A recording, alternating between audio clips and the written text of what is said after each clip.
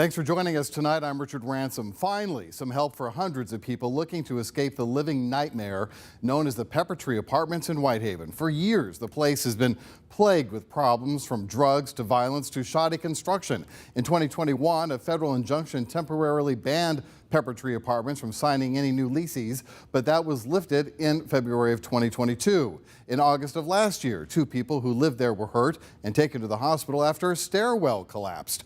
Also in August, parts of the complex, including the leasing office, caught fire because of an electrical malfunction. You get the idea. But now the federal government is stepping in. Our Brittany Moncrief on how the Department of Housing and Urban Development is now giving folks some hope. Brittany? That's right, Richard. We're actually right outside Whitehaven Community Center where Peppertree residents are meeting with HUD, Memphis Housing Authority, and LUMAS. Now, this is the second meeting of the day, helping residents to move forward in the relocation process. It's the unknown that feels scary. How about you lose your job, you know where you're going to pay the rent. How you going to pay the rent? That's how I feel. Not knowing where I'm going to go.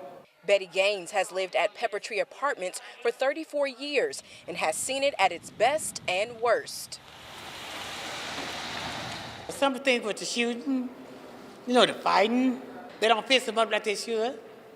You can't get it took me a year to get a refrigerator.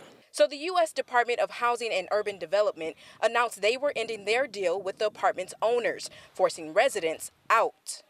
I cried. This has been my home for 34 years. I just didn't want to move right there and then.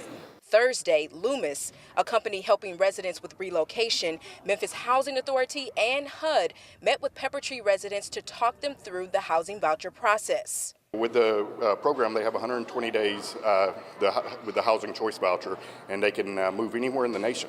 The vouchers are based on family size and certain requirements, but still. It's a matter of when, where, how they'll receive the vouchers. There's concerns about what happens to the deposits, who keeps up with maintenance issues. Chase Matkis is with All City Tenants, the boots on the ground, working with residents. He says they've been requesting these meetings for months. Anytime you meet the need, the source with the need, it's always a win. I just wish that we don't have to bang pots or throw rocks or, wait for buildings to collapse for that to happen. Although later than wanted, it was still needed. I feel encouraged. I feel it's going to get better for us.